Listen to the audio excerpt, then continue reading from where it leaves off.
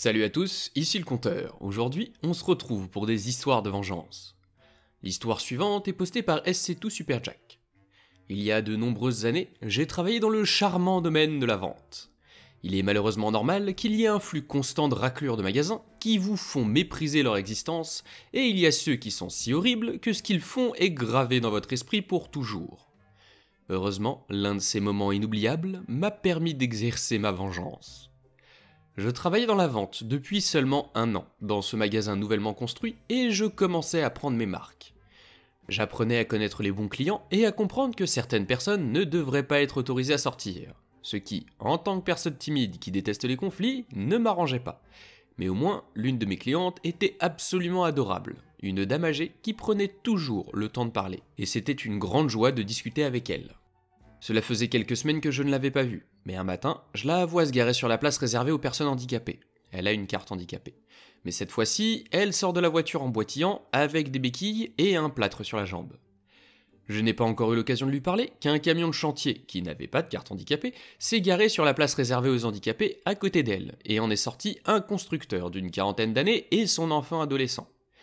Eh bien, cette petite vieille dame n'a rien voulu savoir et doit certainement avoir des burnes en acier absolument massives. Elle a tenu tête à cet abruti de constructeur et l'a poliment informé qu'il ne devrait pas se garer là, puisqu'il s'agit d'une place pour handicapés et qu'il n'a pas de badge.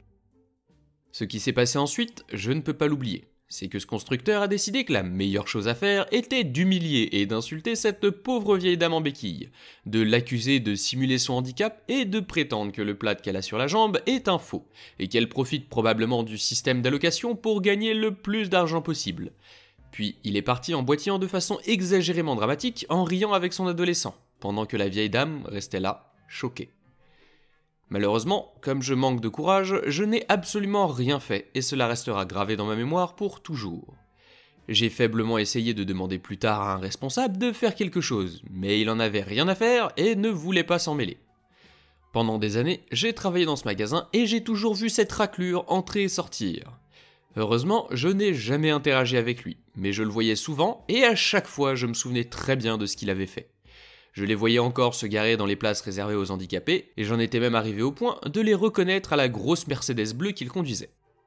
7 ans plus tard, je travaillais toujours dans ce magasin, et cette raclure se garait toujours sur les places réservées aux handicapés, et avait l'air d'un vrai knard. Pourtant, cette année, j'ai eu de la chance, et notre magasin a été doté d'un équipement absolument réjouissant. En raison du nombre élevé de plaintes, notre magasin avait créé une société pour s'occuper des infractions au stationnement. Mais au lieu de faire venir des personnes extérieures pour verbaliser les voitures, le personnel du magasin s'est vu confier la machine à verbaliser et il était de notre devoir d'aller sur le parking et d'enregistrer toutes les voitures qui enfreignaient les règles de stationnement. Tout cela s'est fait numériquement et il n'y a pas eu d'amende papier sur les voitures. C'était génial. Dès que j'ai appris à m'en servir, j'ai su ce que j'allais faire. Il ne m'a pas fallu longtemps pour apprendre à utiliser la machine, et il n'a certainement pas fallu longtemps pour saisir l'occasion de me venger. Et c'est ainsi que cela a commencé. Il y avait 3 règles de stationnement, et si tu les enfreignais, tu devais payer une belle amende de 80 livres sterling, à peu près 95 €, à chaque fois que cela se produisait. La première règle, c'est qu'il est interdit de se garer sur les places réservées aux handicapés sans carte. Et je sais très bien que cette raclure de constructeur allait certainement enfreindre cette règle, et je n'ai pas tardé à le voir. Dès qu'il est entré dans le magasin, je me suis précipité avec la machine à amende, et voilà que la Mercedes bleue surdimensionnée se trouvait sur la place handicapée la plus proche, sans carte. J'ai enregistré les détails de la voiture avec quelques photos bien prises, et j'ai envoyé le rapport pour qu'ils reçoivent une belle lettre de l'amende qu'ils doivent payer. Ça ne me suffit pas, mais heureusement, il faut des semaines pour qu'ils reçoivent enfin l'avis de contravention, ce qui me donne l'occasion de verbaliser constamment leur infraction au stationnement. Parce que, comme vous vous en doutez, les raclures se garaient toujours sur les places handicapées, et comme je travaillais à l'avant du magasin, je savais toujours quand ils s'étaient garés. Après avoir verbalisé leur voiture des dizaines de fois, les raclures ont malheureusement appris leur leçon, car leur Mercedes bleue surdimensionnée ne se garait plus sur les places de stationnement pour handicapés. Mais comme vous vous y attendez, la raclure reste la raclure et elle trouve sa nouvelle place de stationnement sur les places pour familles avec enfants. Règle numéro 2, ne pas se garer sur une place pour famille avec enfants sans un enfant. Est-ce que cette raclure en a eu assez, me suis-je demandé? Bien sûr que non, ils n'ont pas retenu la leçon, et continuent de se comporter comme des branleurs, et à se garer sur des places pour familles avec enfants pour lesquelles nous n'avions pas beaucoup de place. À ce stade, je connaissais par cœur tous les détails de leur voiture, et je remplissais allègrement la machine à amende tout en me dirigeant vers leur voiture qui enfreignait les règles de stationnement en prenant les photos nécessaires pour ça, y compris des photos de leur siège arrière qui ne contenaient pas de siège pour enfants. Et comme c'est devenu une routine, cela s'est poursuivi encore quelques semaines et, finalement, ils ont commencé à recevoir les amendes. Heureusement, comme je suis moi, je suis complètement invisible pour les autres et souvent ignoré, et je n'ai encore jamais été vu ou attrapé. Mais comme toutes les bonnes choses ont une fin, lorsque la raclure est entrée dans le magasin, sa voiture bleue n'était plus là. Ni le parking pour enfants, ni le parking pour handicapés. La raclure a-t-elle finalement retenu la leçon ? Vous seriez surpris si ce n'était pas le cas ? Il ne m'a pas fallu longtemps pour les trouver. Règle numéro 3, tu dois te garer à l'intérieur d'un emplacement marqué. Et quelle surprise, la raclure arrive encore à enfreindre cette règle. Il se garait au-delà de la ligne, en prenant 2 places de plus. Eh bien, devine quoi ? C'est un travail pour moi et ma machine à amende. Tu essaies de te garer dans le parking des taxis, mais tu n'as pas le droit d'y mettre ta grosse voiture. Boum ! Ce n'est pas l'intérieur d'une place marquée, et catching, une autre amende pour la voiture. Tu as une seule roue qui dépasse légèrement la ligne blanche d'un emplacement. Devinez qui a techniquement enfreint une règle ? Eh oui, c'est cette ordure. Et c'est parti pour quelques semaines d'amusement, jusqu'à ce que cette ordure ne trouve plus aucun moyen d'enfreindre les règles, et que notre entreprise engage une personne de l'extérieur pour dresser des contraventions, de sorte que mon arme de justice bien-aimée soit mise au repos. Bon, je sais que les gens vont probablement dire que toutes ces amendes ne sont pas applicables à cause de blablabla, mais honnêtement, je m'en fiche, pour plusieurs raisons. Premièrement, je suis payé pour faire ça, donc de toute façon, mon temps ou mon argent n'est pas perdu. Deuxièmement, cela a eu un effet, car ils ont changé leurs habitudes de stationnement. Et troisièmement, même s'ils ne finissent pas par payer toutes leurs amendes, ils vont quand même passer une sacrée tonne de temps et d'efforts à essayer de les faire annuler encore et encore, en étant constamment harcelés par du courrier. Au total, si toutes les amendes sont comptées séparément et additionnées, ils auront reçu des milliers de livres sterling d'amendes, qui se sont accumulés au fil du temps parce que ce sont des raclures. La cerise sur le gâteau, environ 3 ans plus tard, je passe à côté de cette raclure sur le parking et je le vois hurler sur un innocent en veste haute visibilité, en l'accusant d'être celui qui leur a donné toutes les amendes de stationnement. Ce qui m'a rassuré, c'est que cela a dû sérieusement les atteindre et leur coûter, pour être encore foudrage 3 ans plus tard. Puis de toute façon, s'il doit s'énerver après quelqu'un, c'est s'énerver après lui-même. L'autre personne ne faisait que son travail. Et du coup, tu n'as qu'à te garer sur des emplacements normaux qui te sont destinés et te garer correctement. Ce que toute personne civilisée devrait faire. L'histoire suivante est postée par un compte qui a été supprimé. Bon, j'ai une histoire à raconter dans le domaine de la finance. Pour ceux d'entre vous qui ne savent pas ce que nous faisons, il s'agit en fait d'un agent immobilier, mais pour des entreprises au lieu de maisons. Il s'agissait d'une petite société de banque d'investissement, et nous sommes spécialisés dans les petits acteurs. Nous parlons d'entreprises qui valent entre 20 et 50 millions de dollars. Nos clients sont généralement des gens du peuple. Ils ont bâti leur entreprise de pneus à partir de rien d'autre qu'un hangar et un camion au cours des 30 dernières années, et ils veulent maintenant prendre leur retraite. Mais comme beaucoup d'entre eux n'ont jamais appris la comptabilité et le reste, ils ont besoin d'être représentés. Alors, une entreprise a 2 propriétaires à 50% chacun, et ils se détestent. Il est impossible d'avoir une conversation civilisée. Le fait d'avoir 2 propriétaires à 50-50 est toujours une recette pour les conflits. Mais ce niveau de haine est quelque chose que je n'avais jamais vu auparavant. Il était assez clair que l'un des deux avait fait quelque chose d'assez mauvais pour que cela dégénère jusqu'à ce stade. On va donc en appeler un Tim et l'autre Roger. Ma première impression de Roger est qu'il est gentil. Il a les pieds sur terre, il est détendu et s'intéresse généralement aux choses. Ma première impression de Tim est qu'il est un imbécile enragé. Nous étions dans un restaurant que moi et beaucoup d'autres personnes de ma ville tenons en très haute estime, et tout ce qu'il a fait pendant 1h30, c'est se plaindre de la nourriture. Il s'est moqué d'un serveur qui avait osé lui demander ce qu'il aimerait boire, et a commencé à commander 1000 $ de vin. Il savait que c'est nous qui payions.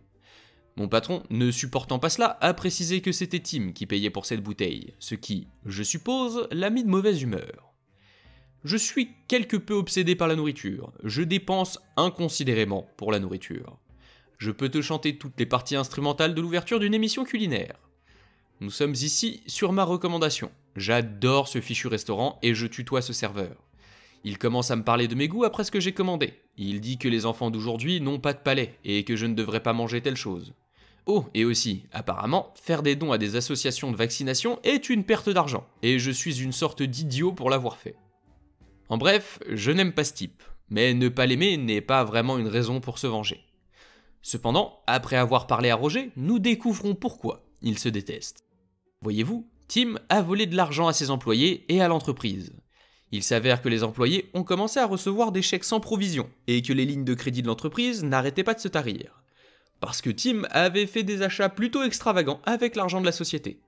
Il avait ajusté la masse salariale des employés à la baisse et augmenté la sienne. Il a utilisé les dépenses d'investissement pour se construire une maison. Apparemment, il continue de se justifier en disant que rien de ce qu'il a fait n'était illégal, techniquement vrai, qu'il avait contribué à la croissance de l'entreprise, je suppose, et qu'il méritait plus, mais pas son partenaire commercial. Roger a fini par indemniser les employés de sa propre poche, et Tim a refusé de rembourser un centime. À ce stade, les négociations n'aboutissent à rien. Tim et Roger ne supportent plus du tout de communiquer l'un avec l'autre. Mais mon patron a une idée. Pourquoi ne pas racheter l'un d'entre eux? Nous savons combien vaut l'entreprise sur le marché. Nous verrons si l'un ou l'autre est prêt à accepter un peu d'argent pour sa part des capitaux. Je fais des modèles toute la journée. Je sais combien vaut cette entreprise. Elle vaut environ 24 millions de dollars. La participation de Tim vaut donc 12 millions de dollars. Je sais que c'est complexe. Devinez quelle part je propose d'acheter. Celle de Tim, bien sûr. Combien je propose d'offrir? 4 millions de dollars. Bon, pour être clair, ce genre de choses a un inconvénient. Mais la réputation de Tim dans son secteur d'activité n'est pas bonne. En fait, après quelques sondages, il s'avère que la plupart des gens connaissaient cette entreprise par l'intermédiaire de Roger, et n'aimaient pas avoir affaire à Tim. Il s'avère que l'on ne peut pas juste faire oublier qu'on est un sale voleur. Le patron est d'accord, il enverra une lettre d'offre et un accord de confidentialité, etc. Tim mort, pour 6 millions de dollars. Nous avons vendu l'entreprise 6 semaines plus tard pour un total de 28 millions de dollars. Va te faire cuire un œuf, Tim. Edith. Non, Tim n'était pas content quand il l'a appris. Non, il n'a rien pu faire pour y remédier. Edith 2. Je dois préciser que mon patron et quelques-uns de ses amis ont mis de l'argent en commun pour faire l'achat. Ils n'agissaient pas en tant que membres de la banque. Toute offre qu'ils ont faite faisait partie de négociations privées. Tim aurait dû engager ses propres banquiers. Il ne l'a pas fait.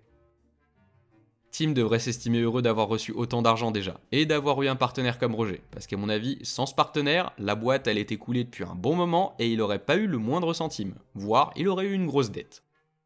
Il y a une petite histoire semblable dans les commentaires postée par Prolix Logo Daedaliste.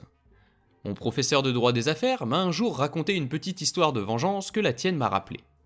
Tout d'abord, un peu de contexte sur le droit des sociétés. Il existe ces choses que l'on appelle les accords shotgun buy-sell. En gros, quand tu montes une société, tu peux insérer une de ces clauses pour éviter que les administrateurs ne s'énervent les uns contre les autres. Si l'un des administrateurs, Alice, veut se retirer, elle peut proposer à l'autre administrateur, Bob, de lui vendre ses actions. Bob peut soit accepter l'offre et acheter les actions d'Alice, soit Alice doit acheter les actions de Bob au même prix. Ce système est ostensiblement équitable, car Alice proposera de vendre les actions à un prix équitable parce qu'elle ne sait pas si elle vendra ses actions ou si elle achètera les actions de Bob. Mais ce n'est juste que si les deux parties peuvent se permettre d'acheter. Ce qui s'est donc passé, c'est qu'il y avait deux directeurs d'une société avec un accord shotgun. L'un d'entre eux était un knard avec beaucoup d'argent, et l'autre était en fait assez pauvre. Le trou de balle, sachant que son partenaire n'avait pas d'argent, a utilisé la clause shotgun et a proposé de vendre ses actions au pauvre gars pour bien moins que ce qu'elles valaient, mais plus que ce que le partenaire avait. Comme le gentil associé n'avait pas assez d'argent pour acheter, même à ce prix dérisoire, il serait obligé de vendre ses actions au trou de balle pour très peu d'argent. À la 11e heure, le pauvre partenaire a réussi à emprunter suffisamment d'argent à ses amis et à sa famille pour accepter l'offre de vente du trou de balle. Le trou de balle a donc été obligé de vendre toutes ses actions à une fraction de ce qu'elles valaient, et le pauvre partenaire, ainsi que ses amis et sa famille, se sont retrouvés avec un paquet d'argent. Bah il est pas si méchant que ça, regardez, il a vendu la moitié de la boîte pour une bouchée de pain à son partenaire. Qu'est-ce qu'il est gentil! En vrai, bien fait pour sa tronche, il avait qu'à pas essayer de la mettre à l'envers à son partenaire. L'histoire suivante est postée par Trilobit TV. Tout a commencé lorsque j'étais dehors et que je laissais mon chien faire ses besoins. Mon chien est très amical et aime beaucoup les gens. Mon voisin a aussi un chien qui va dans les jardins des autres voisins. Mon voisin était également dehors en train de travailler dans son jardin, comme le font les vieux retraités. Lorsque mon chien l'a vu, il s'est précipité pour se coucher à côté de lui. Mon voisin a alors paniqué et a menacé d'abattre mon chien avec son arme dissimulée s'il revenait sur sa propriété. Les gens à qui j'ai acheté la maison pensaient que la limite de la propriété allait d'un poteau téléphonique à une boîte électrique. J'ai fait des recherches sur la limite de la propriété et j'ai vu qu'une grande partie du jardin de mon voisin empiétait sur ma propriété. Pour plus d'informations, j'ai appelé un géomètre pour qu'il vérifie notre limite de propriété et j'ai remarqué qu'une partie du jardin de mon voisin se trouvait sur ma propriété. J'ai appelé la ville pour les informer de cette situation et ils m'ont dit que mon voisin devait me payer pour avoir construit sur ma propriété ou détruire son jardin. Avec tout le travail qu'il a fait dans le jardin, il a refusé de le détruire et me paie maintenant tous les mois pour son jardin. S'il se permet de laisser son chien vadrouiller dans le jardin des autres, ça devrait pas l'étonner qu'un chien vienne vadrouiller dans le sien, et menacer d'abattre le chien pour ça, c'est vraiment ridicule. C'est tout pour aujourd'hui, alors si la vidéo vous a plu, pensez à laisser un like et à la partager, sans oublier de vous abonner si c'est pas déjà fait, et d'activer la cloche pour ne pas rater les prochaines. N'hésitez pas à laisser des commentaires, je les lis tous, et ça me motive à continuer. Les plateformes de soutien sont en description si certains veulent me soutenir financièrement. C'était le Conteur, on se retrouve bientôt pour de nouvelles histoires.